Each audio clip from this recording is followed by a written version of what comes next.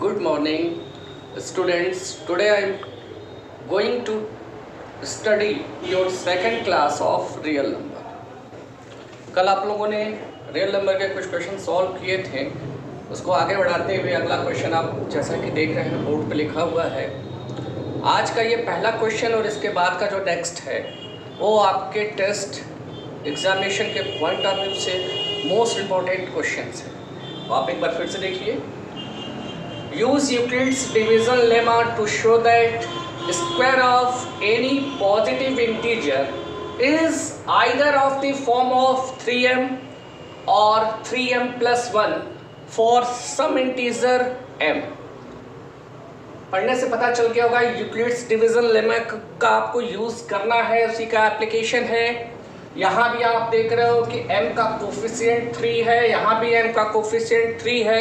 कल वाली क्लास से ये क्लियर हो चुका है कि इस बार हमें 3 से ही डिवाइड करना है, बट इसमें एक नया वर्ड लिखा है जो कल के किसी क्वेश्चन में नहीं था। ध्यान से आप देखो, स्क्वायर यानी सबसे पहले हम ए को लेट करेंगे, यूक्लिड्स डिवीजन लेमा के हेल्प से इक्वेशन को लिखेंगे, स्क्वायरिंग बोथ साइड्स करना होगा, तब जाके ये पता चलेगा कि इस दोनों के फॉर्म में आ रहा है या नहीं आ रहा है। तो चलो स्टार्ट करते हैं। Let small a is any positive integer. Small a is any positive integer. किससे डिवाइड करना है? 3 से। On dividing 3 by Euclid's division lemma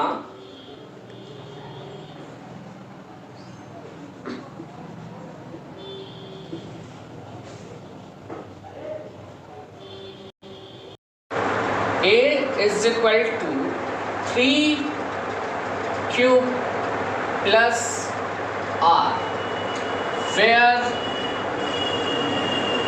r is greater than or equal to 0 but it is less than 3 because divisor is 3।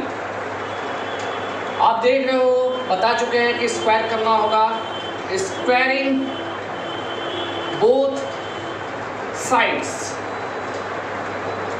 a square is equal to 3 cube plus r का whole square. a square is equal to 9q square plus r square, a square plus b square plus 2ab, 2 times 2 3 जा 6q r। it is your first equation।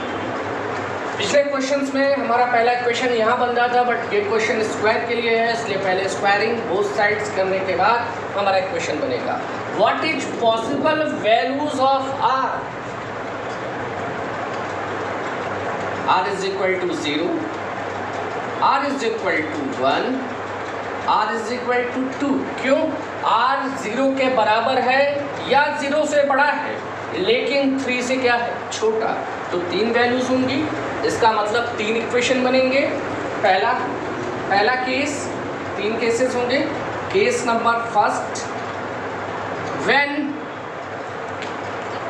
r is equal to 0 then by equation 1, by equation 1 a square is equal to, r के जगह पे आपको 0 put कर देंगे, 0 का square 0, r की जगह 0, 9 times q square. a square is equal to, हम इसको लिख सकते हैं 3 टाइम्स ब्रैकेट के अंदर 3 टाइम्स q स्क्वायर। ऐसा हम ऐसा क्यों कर रहे हैं? क्योंकि हमें 3m के फॉर्म में प्रूफ करना है, इसलिए 3m मुझे बाहर कांस्टेंट के फॉर्म में चाहिए। a square is equal to 3 times, हम 3q स्क्वायर की जगह एक नया इंटीजर लिख लेंगे m, where m is equal to 3 times q square. तो आप देख रहे हो square of any positive integer is in the form of 3m। Case second, when r is equal to 1, then by equation first a square is equal to r की जगह 1 रख दीजिए, यहाँ 1 हो जाएगा, यहाँ 1 हो जाएगा, इक्वेशन हो जाएगा 9 times q square plus 1 plus 6 times q, क्योंकि 1 की वैल्यू रखने पे r की जगह 1 रखने पे ये इक्वेशन फॉर्म होगा। इसके बाद आप देख रहे हो आपको प्रूफ करना है 3m प्लस 1 के फॉर्म में, यानी 1 हमारे काम का है, तो इसको हम इस तरीके से भी लिख सकते हैं a square is equal to 9 times q square plus 6 times q और प्लस 1 लास्ट में चाहिए, 1 को मैंने लास्ट में कर दिया। a square is equal to, इसमें कॉमन क्या हो सकता है 3 कॉमन लेंगे, 3 times q square plus 2 times q और लास्ट में plus 1, where a square is equal to 3 times, इसके जगह फिर से एक नया इंटीजर m रखते हैं 3m plus 1, where m is equal to 3q square plus 2q। r is equal to 0 के लिए case first, r is equal to 1 के लिए केस सेकंड, अब लास्ट में case third when r is equal to 2, then by equation first से देख लीजिए a square is equal to 9 times q square plus r की वैल्यू क्या रखना है 2, यानी 2 का स्क्वायर और plus 6 times q into r की जगह 2। a square is equal to 9 times q square plus 4 plus 6 2 जा 12q। आप देख रहे हो ये जितने भी इंटीजर्स होंगे या तो 3m के फॉर्म में होंगे या तो 3m प्लस 1 के फॉर्म में होंगे। ये 3m के फॉर्म में हो चुका है, ये 3m प्लस 1 के फॉर्म में हो चुका है, ये इसमें कांस्टेंट वैल्यू आ रही है, इसका मतलब ये 3m के फॉर्म में नहीं होगा, इसको 3m प्लस 1 के फॉर्म में कन्वर्ट करना होगा। कैसे? 9 टाइम्स q स्क्वायर को पहले लिख लो, 12 टाइम्स q के इसके बाद लिख लो और 4 को 2 पार्ट में लिख लो, 3 प्लस 1। ऐसा हम लोग इसलिए करेंगे क्योंकि आप यहां से लेकर यहां तक में 3 को कॉमन ले सकते हो, 3 कॉमन हो जाएगा, क्या बच जाएगा 3 times q square plus 4 times q plus 1 और लास्ट में प्लस 1 अलग से।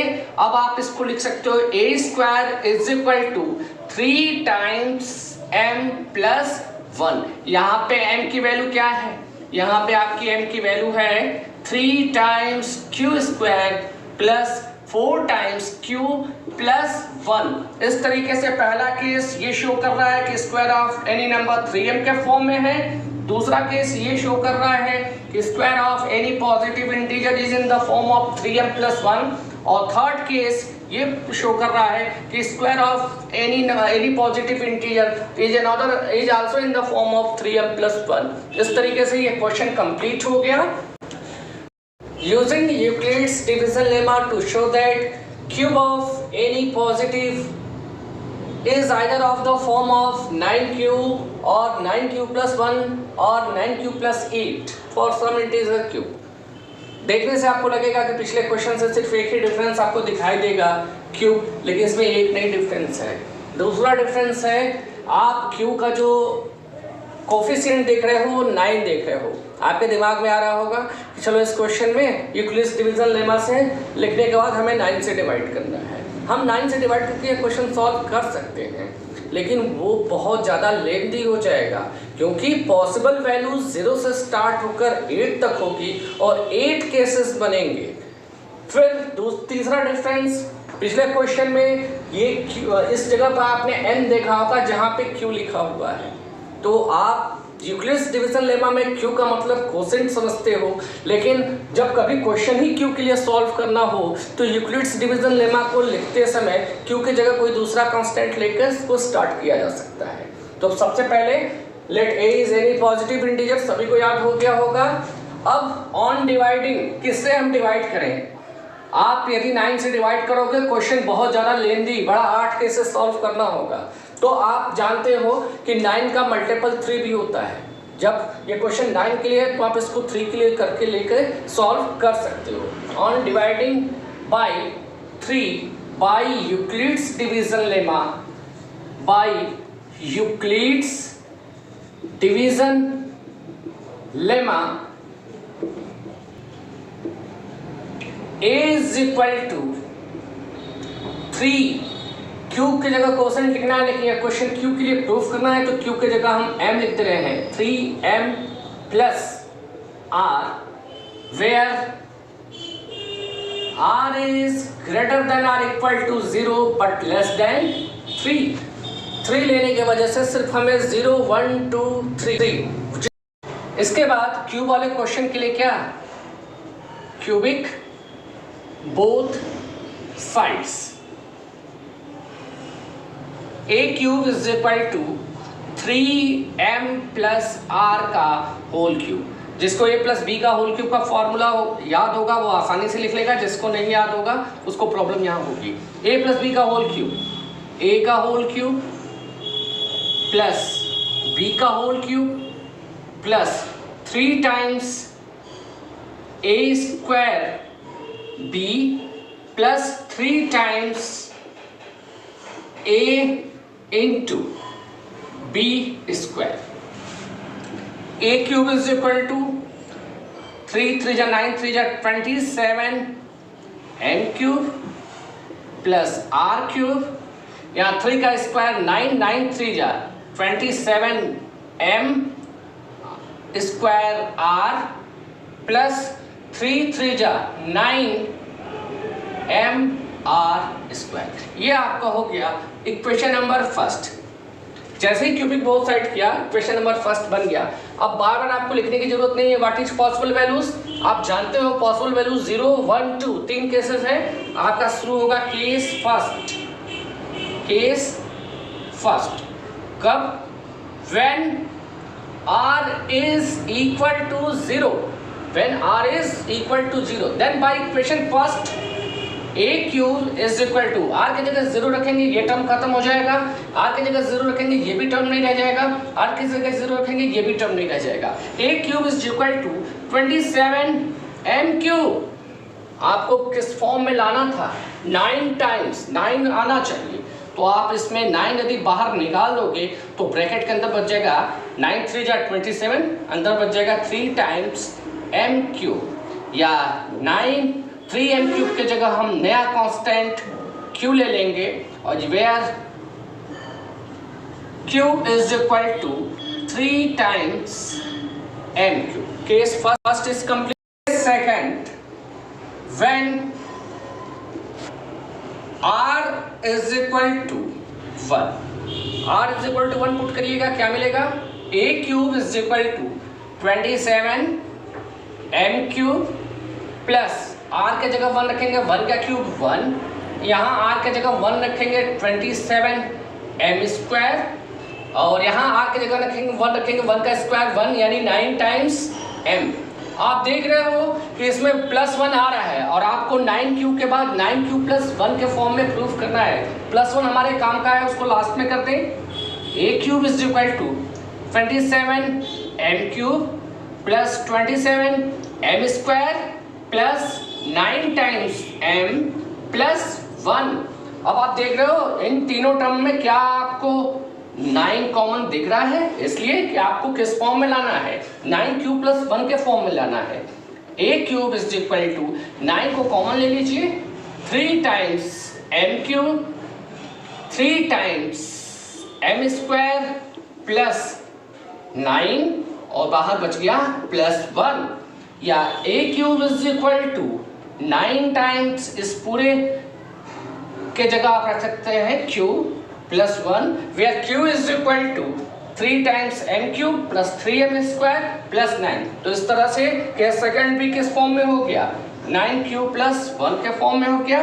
केस फर्स्ट आप देख चुके हैं कि किस फॉर्म में आया है, 9 क्यूब के फॉर्म में आया है। अब एक केस बचता है, case third. Case third,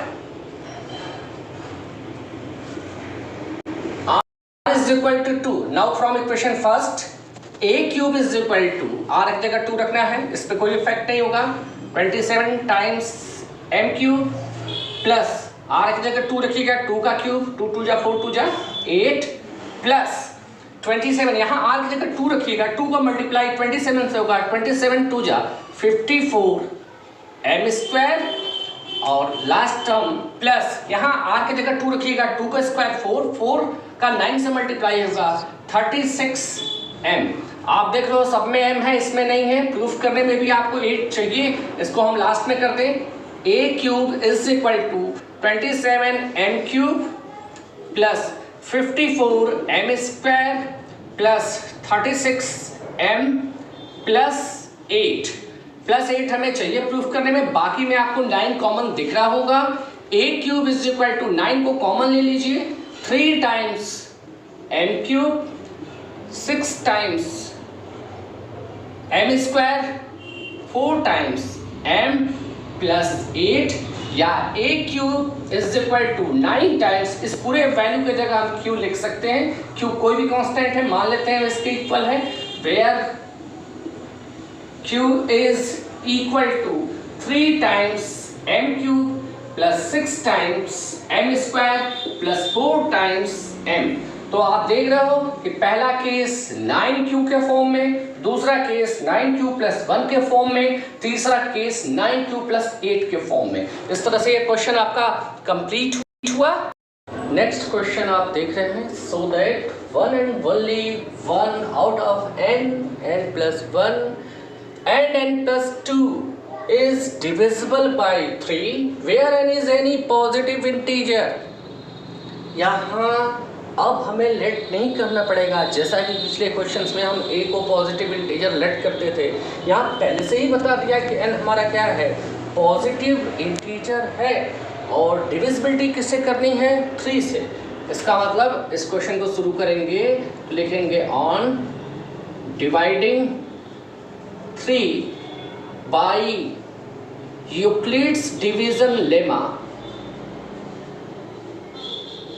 by Euclid's division lemma, n is equal to 3q plus r, where r is greater than or equal to 0 but it is less than 3। इसका मतलब r की 3 पॉसिबल वैल्यूज होंगी, 0 1 and 2। तीनों case, पहला case first, when r is equal to 0 then n is equal to, r की जगह 0 put करिएगा, n is equal to क्या आएगा, 3q। बताइए 3q ये क्या 3 से डिविजिबल है, सीधा सीधा दिख रहा है, 3 इसका मल्टीपल है, इसका मतलब it is divisible by 3, it is divisible by 3। आपको क्वेश्चन किसके लिए था, n प्लस 1 और n प्लस 2 के लिए था, अभी आपने n के लिए सॉल्व किया, n प्लस 1 का मतलब 3q प्लस 1। अब 3q प्लस 1 में क्या हम 3 कॉमन ले सकते हैं, नहीं ले सकते, इसका मतलब it is not divisible by 3। n plus 2 की वैल्यू 3q प्लस 2, इसमें भी आप देखोगे कि आप इसमें से 3 को कॉमन नहीं ले सकते हो, इसका मतलब it is not divisible by 3। case first complete। now it is case second। case second आपका क्या है, r is equal to आपको क्या पुट करना होगा, 1। then what is value of n, n is equal to, इसमें r की जगह 1 रखेंगे, n क्या आ जाएगा, 3q plus 1। बताइए क्या ये 3 से डिविजिबल है, नो। अब पूरा नहीं लिख रहे हैं, आप लिख लीजिएगा it is not divisible by 3। Next n plus 1 के लिए आप इसको सॉल्व करिए, 3q प्लस 1, ये n की वैल्यू, और n में कितना प्लस करना है 1, यानी कुल मिला के आ जाएगा 3q प्लस 2। फिर से आप देखो, इसमें से आप 3 को कॉमन नहीं ले सकते, इसका मतलब ये भी डिविजिबल नहीं है।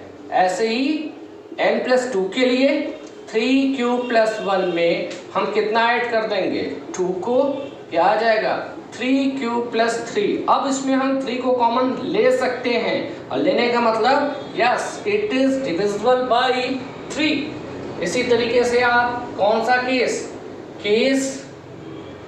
Third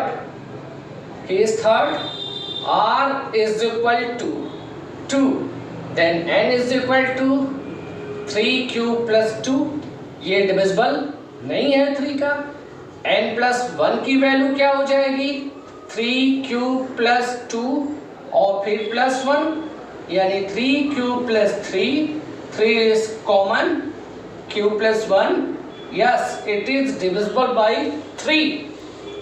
what is n plus 2? n plus 2 3q plus 2 plus 1, 3q plus 2 ना, 3q प्लस 4 हो जाएगा। इसमें हम 3 को कॉमन नहीं ले सकते, इसलिए it is not divisible by 3। अब आप देख रहे हैं ये जो 2 क्वेश्चंस हैं, ये आपके लिए होमवर्क है।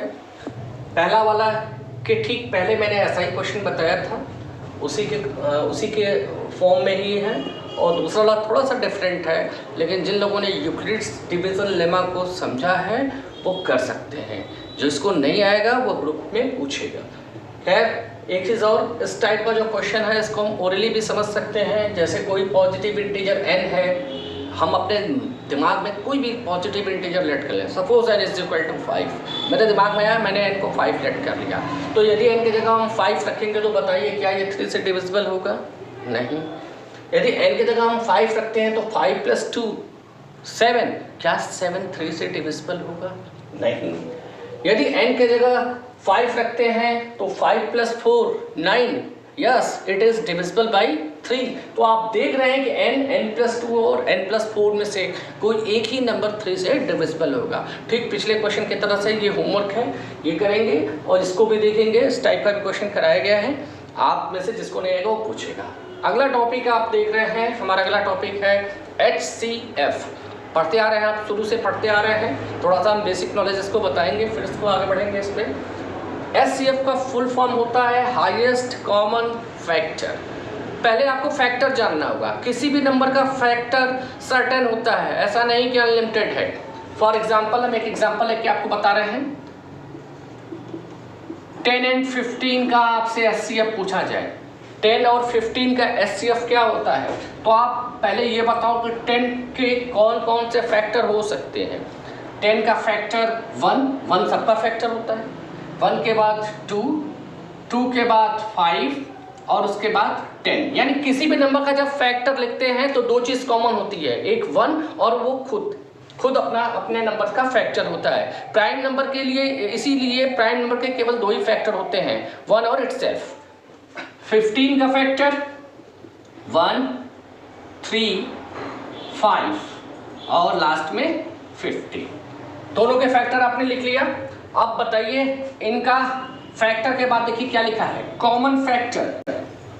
फैक्टर क्या क्या हुआ आपका इसमें, आप देख लो, इसमें भी 1 है, इसमें भी 1 है, इसमें 5 है, इसमें भी 5 है। तो आप कहोगे कि 1 और 5 2 ऐसे नंबर्स हैं जो कॉमन हैं।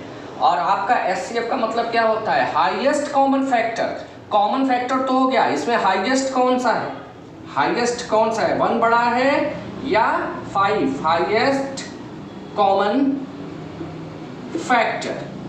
तो हाईएस्ट कॉमन फैक्टर आपको देख रहा हूँ 1 और 5 में 5 बड़ा है, इसलिए 10 और 15 का HCF कितना होगा 5। जिस तरह से HCF होता है उसी तरह से आप लोग के दिमाग में शुरू से 6 7 8 से पढ़ते आ रहे हो LCM। LCM का फुल फॉर्म आप सभी जानते हो, L फॉर लीस्ट सबसे छोटा, कॉमन, और M का मतलब हो गया मल्टीपल। फैक्टर और मल्टीपल में बहुत डिफरेंस होता है। फैक्टर और मल्टीपल में बहुत डिफरेंस होता है। फैक्टर तो कन्फर्म निश्चित होते हैं, 2, 4, 6, 8, 10 हो सकते हैं, लेकिन मल्टीपल कभी भी ख़त्म नहीं होते। एग्जाम्पल के लिए इसी क्वेश्चन का हम एलसीएम निकाल के आपको दिखा रहे हैं। 10 का मल्टीपल पहले 10 से स्टार्ट होगा, 10, 20, 30, 40 सो ऑन चलता जाएगा। 15 का 15, 30, 45, 60 सो ऑन चलता जाएगा। तो आपसे कहा जाएगा इनका कॉमन मल्टीपल कितना होगा जो दोनों में हो। ढेर सारे होंगे, पूरा तो लिख नहीं सकते। खैर देखें, इसमें 10 है, इसमें 10 है नहीं, 20 इसमें है नहीं, 30 यस 30 इसमें भी है, 30 इसमें भी है। पहला कॉमन मल्टीपल 30 मिल गया, अगला नहीं लिखे हैं तो 30 का डबल कर दीजिए। इसमें भी 60 आया होता, इसमें भी 60 है, आगे और लिखना है 30 के बाद 90 दोनों में आता, S so on. Common multiple भी कंटिन्यू रहेंगे, कभी खत्म नहीं होंगे।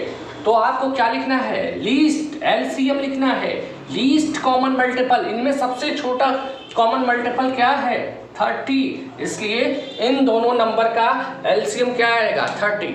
मैंने एक एग्जांपल दोनों एचसीएफ और एलसीएम के लिए इसलिए लिया कि आप ये समझ जाएं कि किसी भी वर्ड प्रॉब्लम का क्वेश्चन सॉल्व कर रहे हैं तो लिस्ट, यानी वो क्वेश्चन मिनिमम के लिए हो, लिस्ट के लिए हो, तो ज़्यादातर हम लोग एलसीएम सॉल्व करते हैं, एलसीएम से उसको सॉल्व करते हैं। और यदि वो क्वेश्चन हाईएस्ट मैक्सिमम के लिए हो तो उसका हम एचसीएफ फाइंड करते हैं। साथ ही साथ एक बात और ध्यान में रखिएगा, जब आपको ये ना समझ में आए एलसीएम निकालना है या एचसीएफ, तो एक तो लिस्ट और मैक्सिमम से हम इस बात को समझेंगे, दूसरा हम समझेंगे किसी दो नंबर का एचसीएफ निकालने पर वैल्यू कम आती है, आंसर छोटा आता है। जैसा देखा होगा 10 और 15 का एचसीएफ निकाला होगा तो 5 आया होगा, लेकिन इसी 10 और 15 का एलसीएम निकाले होंगे तो वैल्यू क्या हो जाती है, बढ़ जाती है।